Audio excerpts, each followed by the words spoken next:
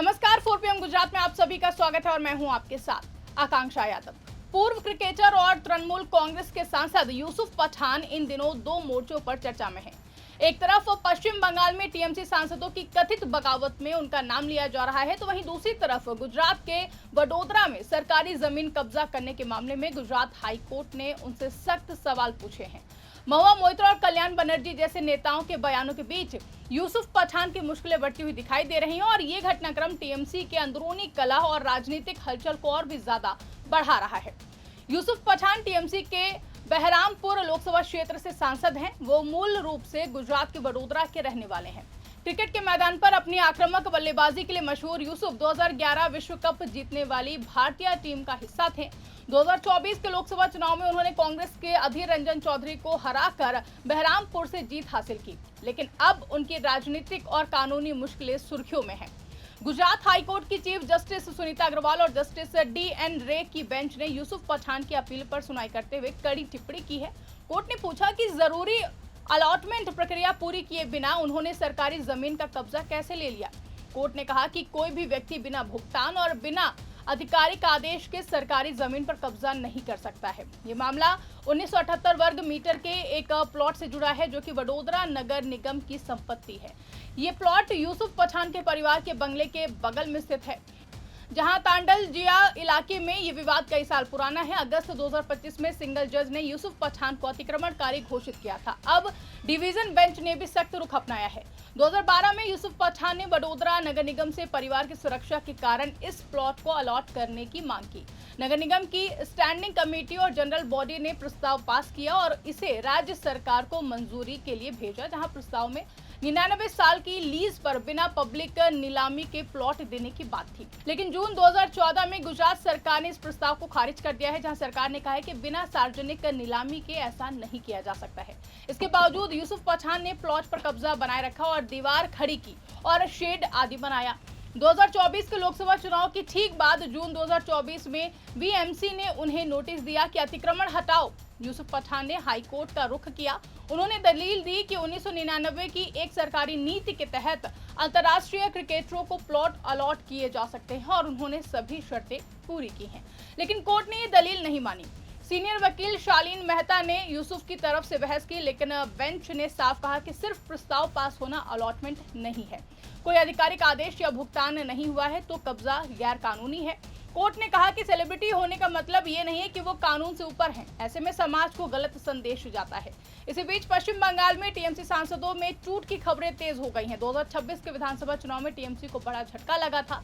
इसके बाद करीब 20 सांसदों के एनडीए को समर्थन देने की बात सामने आई है। महुआ मोइत्रा ने यूसुफ पठान पर निशाना साधते हुए कहा कि वो अमित शाह के बुलावे पर दिल्ली जा रहे हैं। टीएमसी नेता कल्याण बनर्जी ने भी दावा किया है कि उन्होंने यूसुफ पठान से बात की है। पठान ने बताया कि अमित शाह ने उन्हें फोन किया और दिल्ली बुलाया है। बनर्जी ने आरोप लगाया कि अमित शाह पार्टी तोड़ने की कोशिश कर रहे हैं। महुआ मोइत्रा ने सोशल मीडिया पर यूसुफ को चेतावनी देते हुए लिखा कि आप भारत के लिए खेले हैं। बहरामपुर की जनता ने आपको भारी मतों से जिताया है। हिम्मत दिखाइए, शर्म करिए। यूसुफ पठान अभी तक इन आरोपों पर खुलकर कुछ भी नहीं बोले हैं, लेकिन उनका नाम बागी गुट में शामिल बताया जा रहा है। वहीं टीएमसी के अंदर ये कला दिल्ली से कोलकाता तक चर्चा का विषय बन गई है। वहीं यूसुफ पठान का जन्म आपको बता दें कि वडोदरा में हुआ था। उनके भाई इरफान पठान भी मशहूर क्रिकेटर हैं। यूसुफ ने भारत के लिए कई यादगार पारियां खेली हैं। 2011 विश्व कप फाइनल में उनकी उपयोगी पारी याद की जाती है। क्रिकेट छोड़ने के बाद वो राजनीति में आए। टीएमसी में शामिल होकर बहरामपुर से चुनाव लड़े और जीते। वडोदरा में उनका परिवार रहता है, जहां जमीन का विवाद उसी परिवार की सुरक्षा और जरूरत से जुड़ा हुआ बताया जाता है। लेकिन कोर्ट ने कानूनी प्रक्रिया का पालन न करने पर सवाल उठाए हैं। वहीं ये मामला टीएमसी के लिए मुश्किल समय में आया है, जहां पार्टी पहले से ही विधानसभा चुनाव हारने के बाद संकट में है। सांसदों की बगावत अगर बढ़ी तो फिर ममता बनर्जी की मुश्किलें और भी ज्यादा बढ़ सकती हैं। दूसरी तरफ भाजपा इसे अपना फायदा बताकर विपक्ष पर हमला बोल रही है।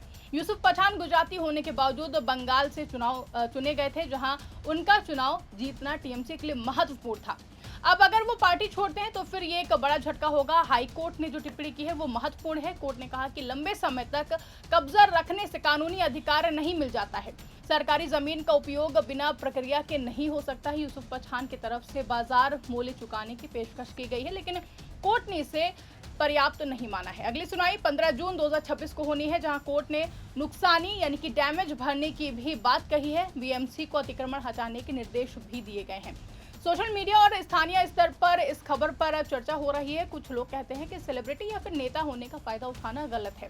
दूसरे पक्ष में यूसुफ के समर्थक कहते हैं कि परिवार की सुरक्षा के लिए प्लॉट चाहिए था और प्रक्रिया में देरी हुई है, लेकिन ज्यादातर राय कानून का पालन करने की है। पश्चिम बंगाल में टीएमसी लंबे समय से सत्ता में रही है, लेकिन हाल के चुनावों में भाजपा ने मजबूत चुनौती दी है।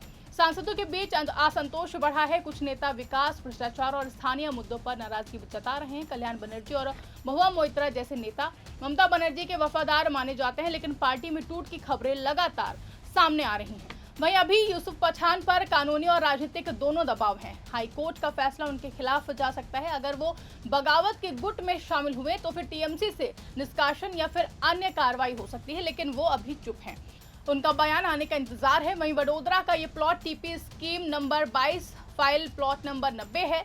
978 वर्ग मीटर जमीन पर यूसुफ का परिवार बंगला बनाकर रह रहा है। विवाद 2012 से चला आ रहा है। 2014 में सरकार ने प्रस्ताव खारिज किया, फिर भी कब्जा जारी रहा। 2024 में चुनाव जीतने के बाद नोटिस आया।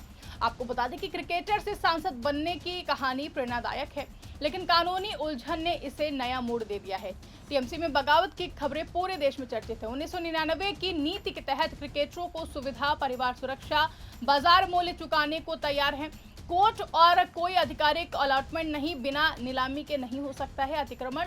ऐसे मामले में आम लोगों को सिखाते हैं कि सबके लिए कानून बराबर है। सेलिब्रिटी या फिर सांसद होने से छूट नहीं मिलनी चाहिए।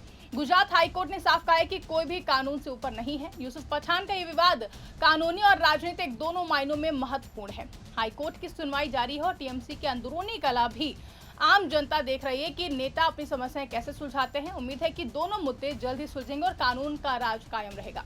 ये घटना दिखाती है कि राजनीति में सफलता के साथ जिम्मेदारियां भी आती हैं। यूसुफ पठान जैसे लोकप्रिय चेहरे पर सबकी नजर है। आगे क्या होता है ये देखना दिलचस्प होगा। मैं इस खबर पर आपकी क्या राय है कमेंट करके हमें जरूर बताइएगा। फिलहाल के लिए इस खबर में बस इतना ही। ऐसी ही तमाम बड़ी और राजनीतिक खबरों के लिए आप बने रहिए और देखते रहिए 4 PM गुजरात। धन्यवाद।